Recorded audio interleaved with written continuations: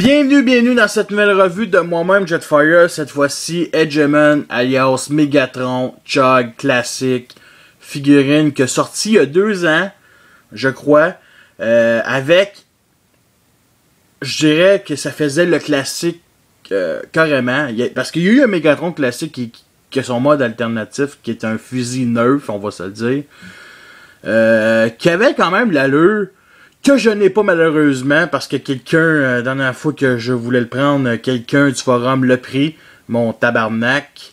Mais c'est pas grave, inquiète pas, j'aimais mieux Anyway Edgemon, puis je l'ai eu il y a à peu près, il y a un bon mois, et c'est une figurine extraordinaire.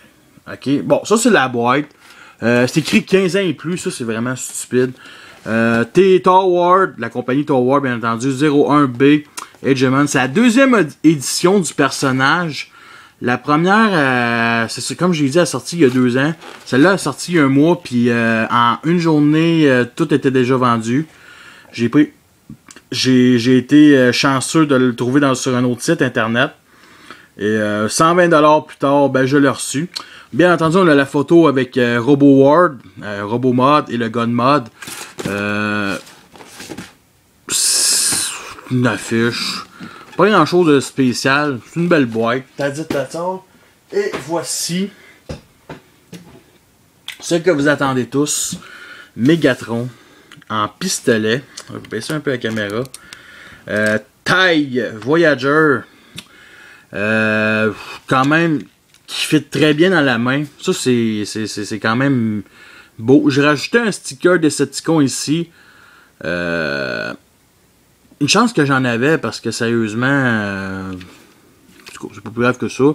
C'est sûr que d'un bord il est beau, l'autre bord c'est le contraire. Il n'y a aucune il y a ça, cette partie là, il y a du creux.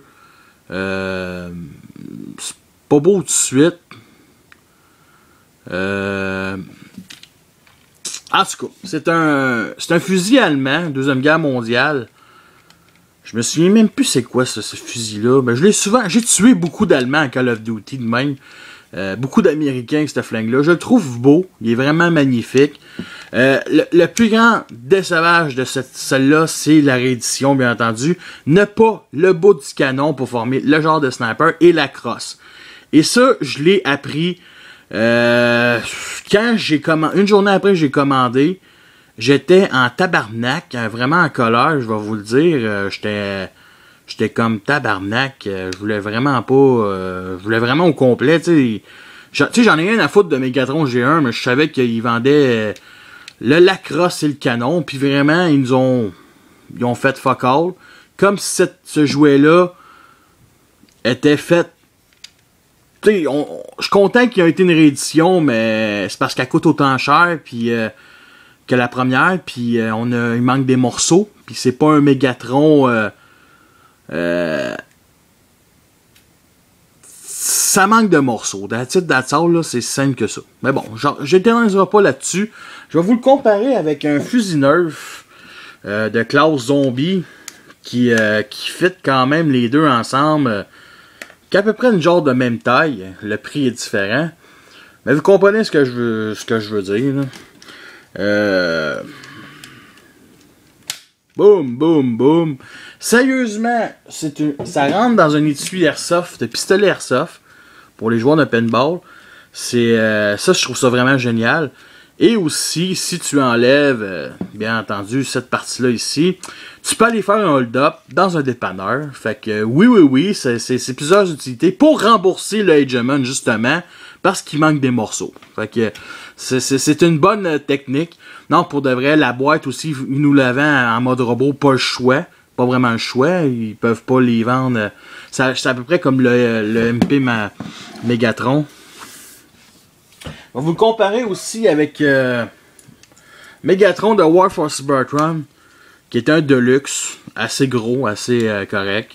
Fait que vraiment, comprenez ce que je veux dire. Canon aussi. La forme du canon est à peu près la même genre d'affaire. On va commencer. La couleur est quand même très très belle. C'est un beau gris plastique. C'est la couleur de Megatron. C'est sûr que c'est pas du gris métallique. Mais je l'accepte, ce gris-là. Je l'accepte, c'est certain. Tu sais, je veux dire, Megatron a toujours été gris. Il y a une différence à en voir un gris comme on voit dans les jouets Hasbro et ce gris-là. Ce gris-là est un petit peu plus foncé que les gris plastiques merdiques d'Hasbro, là. Mais c'est un beau gris. Bon, fait que les couleurs, bien entendu, Megatron a toujours eu du rouge. Dans les nouvelles séries, on le montre souvent avec beaucoup de rouge. Mais là, on le montre très peu de rouge sur le torse ici, parce que oui, ça c'est le torse. Sur le manche, on va dire, c'est ça. Parce que sinon, c'est vraiment de la couleur assez basique, du noir, du gris foncé, du rouge, du noir, du gris foncé, du noir, du chrome ici. L'autre bord, au moins, il y a du chrome. Et ces fameuses parties-là qui n'arrêtent pas de s'enlever parce qu'ils clipsent tellement pas. C'est pas catastrophique aussi. Mais il y a un petit morceau de métal pour le cran de sécurité. On va commencer la transformation. Vraiment, on peut le tenir comme ça, dans la collection. Comme ça. Il tient très bien. Pour l'instant. Honnêtement, je trouve... Sérieusement, je veux vraiment la fucking crosse puis le canon. Mais en tout cas, on va commencer la transformation qui est ingénieuse, intelligente. La première fois que je l'ai eu, j'avais fait ok, c'est de même. C'est fucké là. J'ignore si le G1 est pareil, mais une chose est sûre, c'est mieux que le G1. On va commencer par les jambes. On va essayer de déclipser, parce que ici, c'est du déclipsage comme ça. Les fameux panneaux ici sur le côté. Avant que quelqu'un dise, c'est pas la première fois qu'un review français fait cette figurine-là. Il y en a une autre, du nom de Destro, qui détestait mon français, qui n'est plus sur le forum, qui était un français qui était supposé vivre en Amérique, mais qu'il n'a plus jamais donné de vie. Il était supposé passer chez nous, vraiment acheter des Transformers. Il n'a jamais donné signe de vie. C'est un peu dommage, mais bon. Just too bad. Les jambes, bien entendu. Comme ceci, on tire. Comme ça. Et bien entendu, on sépare. Les fameux pieds ici sont comme ça. Ici. Hop. Ça, inquiétez-vous pas. C'est tout à fait normal que ça fasse ça. Bon. Bien entendu, les fameux petits pieds. Comme ça. Je suis content que la réédition est ressortie parce que vraiment, les Mégatrons qu'on a eu des dernières années, moi je vais être honnête, le Mégatron, pour moi ça a toujours été un flingue depuis des dernières années. Ça a toujours été un putain de jet cybertronien. Honnêtement, Mégatron en jet cybertronien, c'est une suite logique parce que il est dégoûté par la Terre. Dans G1, il se transforme en pistolet. Ça, c'était juste sur le point de vue marketing parce que le point de vue de l'histoire. À un moment donné, il parle de ses déguisements gros textes quand il saoule la gueule dans un épisode. Mais tu peux changer, là. Megatron est assez gros pour que justement un tank humain comme Abraham, comme Brawl du film, puisse le prendre comme mode alternatif. Et Hasbro, cette année, ont décidé de nous sortir un Megatron Generation Leader qui, aucune revue a été faite, juste des images officielles. Ça va tarder d'ici une couple de semaines, je dirais, pour qu'on voit sa revue. C'est la première fois que Hasbro font des leaders version Generation. D'après moi, c'est simple. J'ai ma théorie là-dessus. Les films n'ont eu que 2 leaders. Et il n'y en aura que juste ces 2-là. Fait que, justement, je vous parlerai de ça plus tard. Bien entendu, parce que tout se place comme il faut. Parce que cette partie-là ici, on doit la replier.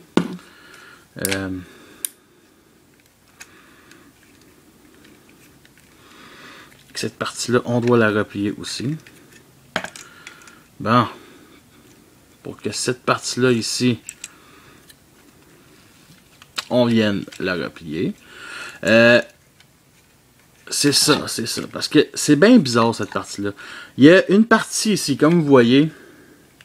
Il faut que cette partie-là traverse l'autre bord pour former l'autre bras. Et c'est ce qu'on fait. Et de la manière dont on doit placer ça, c'est C'est ça. C'est assez bizarre, là, sérieux, la transformation.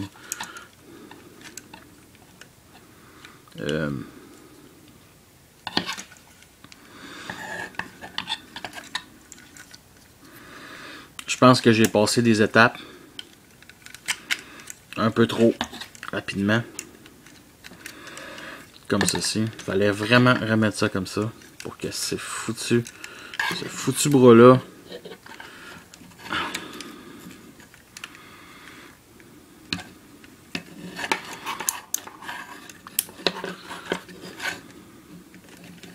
bon.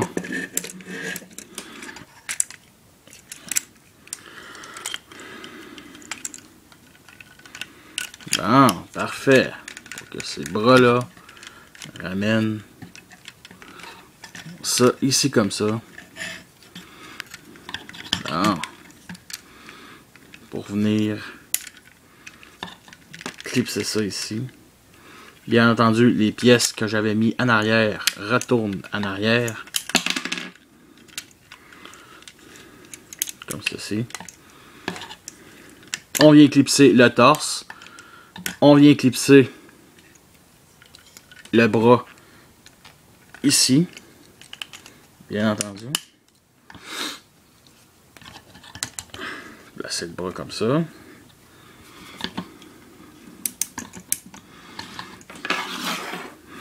Comme ceci. Le fameux canon. On le remet ici comme ça. On tourne 180 degrés. Les fameux bras, on les sort comme ceci. Là, ici, ces pièces-là, c'est un petit peu dommage qu'ils s'enlèvent assez facilement parce que c'est pas nécessaire qu'ils s'enlèvent.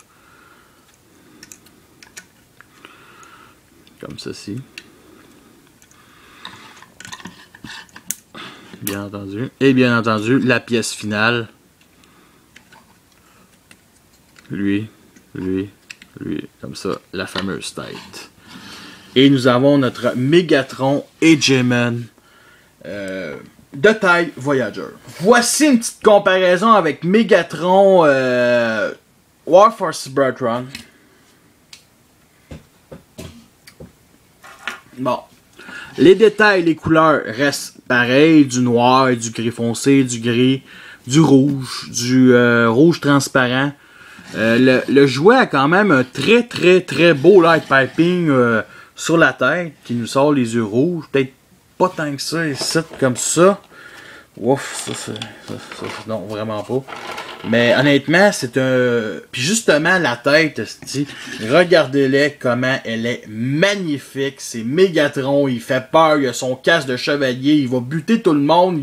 J'ai peur pour ma vie. Honnêtement, là, c'est un... Il est magnifique. Au début, là, sérieusement, j'aimais pas ses jambes comme ça, parce que c'est sûr que si tu l'articules pas en le mettant comme ça, c'est laid. C'est laid, on va se le dire, c'est laid en maudit. Mais honnêtement, si on écarte ça un petit peu, ça lui donne une bonne force. Les premiers jouets, je pense que les jambes étaient grises, parce que oui, Megatron, ses jambes sont grises. J'haïs pas ce noir-là, ça lui donne un certain ton plus sérieux. J'aurais peut-être plus rajouté quelques lignes noires sur les bras, surtout ses côtés. Côté articulation, c'est du Ratchet Run ici. Là, je remarque que le picot, bon, il rentre pas comme il faut. Articulation au coude, oui, c'est en plein. Au coude, en avant. Les bras, les mains, 360 degrés. La tête, 360 degrés. Puis, ouais. La taille, ici, 360 degrés, mais il y a ça qui empêche. Sinon, il y a ici la fourche qui tourne 360 degrés, mais il y a les affaires en arrière qui empêchent de vraiment. Sinon, articulation au genou. Articulation, ratchet joint sur les jambes ici. Une bonne articulation. Comme ça. Les pieds sont sur un bas-joint. Fait que, est-ce qu'on peut y faire une position? J'ai pas essayé à date, je vous mentirai pas. Il y a ce foutu canon aussi qui Bon, je pense, ok, c'est correct. Il est correct, le canon. Qui gosse, là, un petit peu, mais c'est correct, je l'ai bien placé. La côté articulation, on va essayer quelque chose. C'est sûr qu'il peut être vraiment posable. C'est une figurine qui est quand même lourde pour du plastique. Mais... ouais, on peut y faire une position. Ça, c'est la position d'attaque à Megatron. Très, très, très beau jouet. Sérieusement, je l'aime vraiment de même. Vraiment. Bon, justement, là derrière, la gâchette, c'est backpack. C'est sûr que la gâchette sera toujours mieux que le jouet G1, ça c'est certain. Ok, le jouet G1, c'est dans ses couilles, c'est parti, fait que c'est vraiment assez drôle, assez merci. Mais il y a aussi des petits panneaux d'affiches qui empêchent un peu l'articulation de la fourche, mais qui se met là. Je crois que dans le dernier jouet, les panneaux s'enlevaient comme ça puis se remettaient sur les... mais ça, il y a eu bien du monde avec bien des problèmes. En tout cas. Avant toute chose, Megatron a bien entendu son arme à Énergon, que je sais pas le nom, je vais être honnête. Son arme qu'on a vu dans le premier film, dans le G1, dans le premier épisode, dans le pilote, la bataille de la fameuse... comment ça s'appelle, maudit? Pas falaise. Barrage, le barrage. Puis qui décide de s'en aller dans les airs en tournant cette partie-là. C'est ridicule. Mais on nous donne cette arme-là. Je me souviens pas c'est quoi son nom. Que cette arme-là se mettait ici comme ça. Qu'on l'a eu en boîte. Fait qu'au début, j'ai pas catché. Je me souviens même plus. Ça faisait du bruit, je trouvais ça cool. À un moment donné, je l'ai sorti, c'est parce que j'avais vu les revues. Mais sinon, ça se met très bien ici. C'est du plastique, je dirais pas qu'il a cassé. Mais ici, je pense que c'est plus... il y a une certaine fissure. Ça fait un peu chier. Bon, c'est à peu près ça. Est-ce que c'est une figurine qui en vaut la peine? Sérieusement, si vous avez pas... j'ai entendu dire des mauvais commentaires sur le Masterpiece tellement qu'il était fragile le plastique. Si vous n'avez pas la version Hasbro classique en pistolet, parce qu'il y a la version classique Yankee, le Yankee est vraiment plus beau, des belles couleurs. Achetez-le lui, il va coûter 120$, vous n'allez pas le trouver nulle part, désolé. Si vous le trouvez, vous allez le trouver extrêmement cher sur internet. C'est un bon jouet, c'est un bon Megatron. Sérieusement, j'étais écœuré d'avoir toujours des Megatron Jet Cybertroniens. Je vais acheter le Generation Leader, pas tout de suite, pas quand il va être en vente. Je l'ai acheté surtout parce que je voulais vraiment comparer les deux pour voir. Parce que, tu sais, moi j'ai le classique Optimus Prime. Et je veux que Optimus Prime et lui aient la même grandeur. Et justement, est-ce qu'on a la même grandeur? Non. Mais ça, je vais vous montrer ça plus dans les photos dans les prochaines semaines. Fait que, oui, il en vaut la peine. Fait que sur ça, je vous laisse et à la prochaine.